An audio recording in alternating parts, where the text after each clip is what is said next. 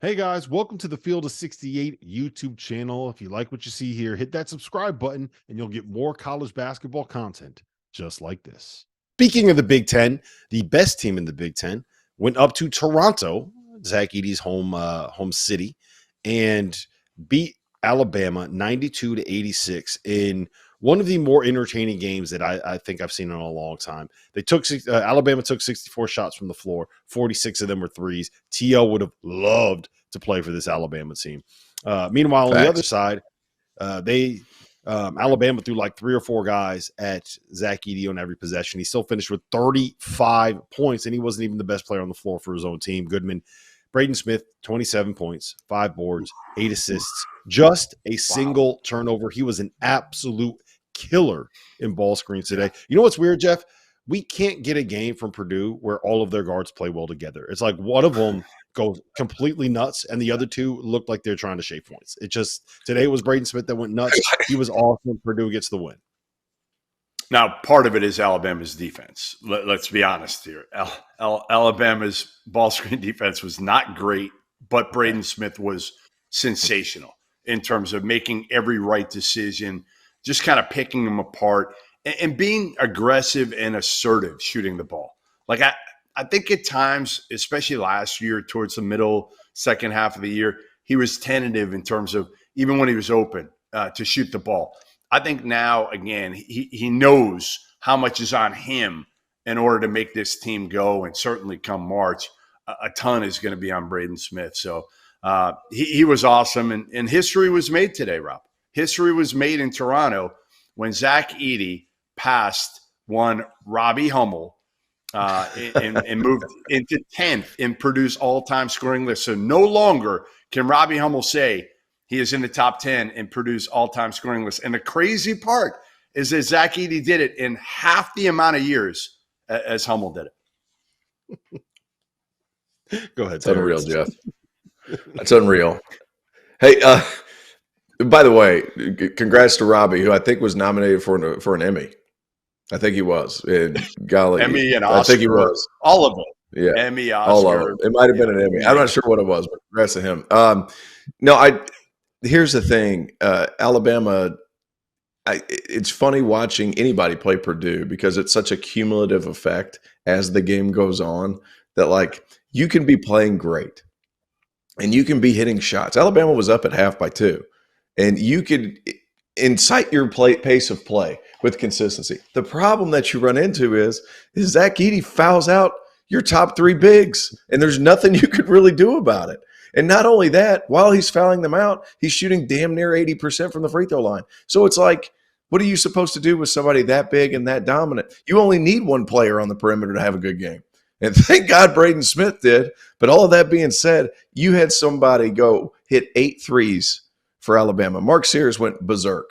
He was really good today at times. Hit 8 threes. Doesn't matter. Purdue still wins. It's like, you know what? They're going to have some bumps in the road. They're going to play against some really good guards that can take it over and take the air out of the ball or whatever and keep it close and win at the end. But the fact of the matter is Zach Edey's a one-man wrecking crew who's figured out how to defend smaller players who they put out on the perimeter. And then now Braden Smith's kind of coming into his own. If they can ever get on track to where they have two guards play well in the same game, I don't know how you beat them then, because with Zach Edey in the fold, like, it's just different. It's just different. Nick Bringle's a good player. So Grant Nelson's a good player. What's his name? Woggy's a good player. Like, and he just fouls them out one after another. It's one of the most amazing things I've ever seen. He really did. It's like dropping a grenade in your front line and just letting it explode, because you look there at the end of the game and it's like, all right, my starter played 11 minutes and fouled out. My backup played 13 minutes and he fouled out. We started playing our 3-man at the 5. He fouled out. And all of a sudden you look at it, you got like 35 fouls in the game. It was it's impressive. Nick Pringle played 9 minutes and fouled out. Nick Pringle played 9 minutes and fouled out. Woggy played 20 minutes and fouled out. Like, that's exactly what I'm talking about. You do. There's nothing, like there's you nothing said, you can do. So good. Edey's so good from what did he go? 11 for 11, I think, tonight from the line. Mm-hmm. I mean, yeah, that's the advantage. Most of those bigs are going to shoot, what, 65, maybe 70, 72%. This dude's been fairly automatic other than, I think, one game this season. And that's such a huge advantage. And again, Braden Smith, these guys are getting uncontested threes for the most part because of Zach Edey. Eventually, they're going to get their confidence, and I think it's going to be different. Are they going to be tight that first round tournament game? Of course. But once you get past that one, like Virginia did a few years ago against Gardner-Webb, just get past that one, and then you'll be fine. Yeah, I do think it's important to note that Mason Gillis hit a 3 today. Miles Colvin hit a 3 today. Trey Kaufman-Wren hit a 3 today. So being able to get those to a point, I think you just need them to kind of make one or two so that defenses can't just throw four guys at them without feeling like they're going to get punished. And they were able to do that today. I do just want to circle back to Braden Smith again, though, because I do think the fact that he's kind of turned into a guy that can go get his own, like he's so good. Good God, he loves to go right. Yeah. Every time I watch him play, he's freaking going right. He's coming off a ball screen, going right. Just going right. Yeah, every time. But who's scouting? He's going right. Sorry. He gets that little 12-foot pull-up, and it's automatic. Like he knows the shot that he can make, and he gets there and he hits it. And he's getting better at getting to the rim. And he hit a couple threes going to his left today. In the second half, he hit the back-to-back threes that kind of got them a little bit of separation. I think it turned a 60-59 deficit into a 65-50 lead.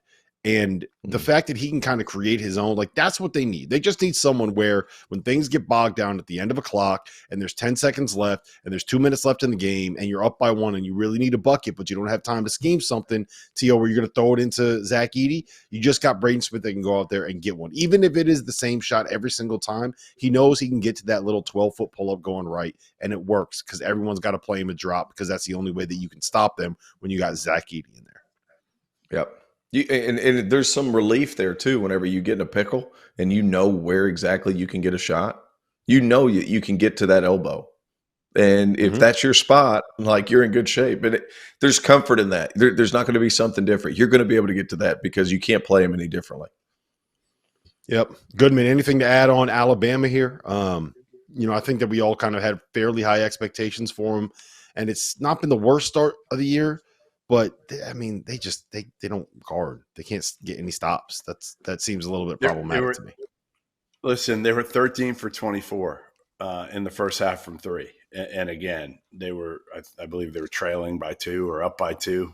They were up by half, 2. So yeah, they're up by 2. That's it. I mean, again, when you go 13 for 24 from three, you better be up by 10, 15 points, and so you knew Purdue was going to come back. I think Nate Oates feels like, they have a chance because of how they fought Purdue in Toronto, in Zach Edey's hometown, that they were there. But it took like an extraordinary effort for Mark Sears to be able to kind of hang with them. They miss Bediako. Like he's the dude. He's, you can talk all you want about Brandon Miller. It's not Brandon Miller they miss. It's Bediako and his defense and his rim protection and his rebounding and his toughness and his athleticism and all of that. They don't have that, and they need it desperately right now. I also think that they're really having a hard time getting Aaron Estrada to play comfortably off the ball. Like whenever he was at Hofstra, he had the ball in his hands a lot, and here at Alabama and Tuscaloosa, like it's Mark Sears' show, and he has having a hard time finding that balance between being this on-the-ball creator and then playing off and playing in spots, which hasn't necessarily been his game. And that's a big adjustment for somebody who's over the last 2-3 years has been a big-time scorer at a lower level, but it's all been because he's had the ball in his hands the whole time. So that part's tough, and it's going to take a minute for him to figure that out. But whenever you get Aaron Estrada back up to that 14 to 16 point per game area, they're going to be much better. And sometimes your offense helps your defense just that way. Guys are more comfortable, they're more confident, and maybe they'll be able to guard a little better. Thank you for watching the Field of 68. If you've enjoyed what you've seen here, hit that like button, share this link with your friends, or check out the description for some other places that you can consume Field of 68 content.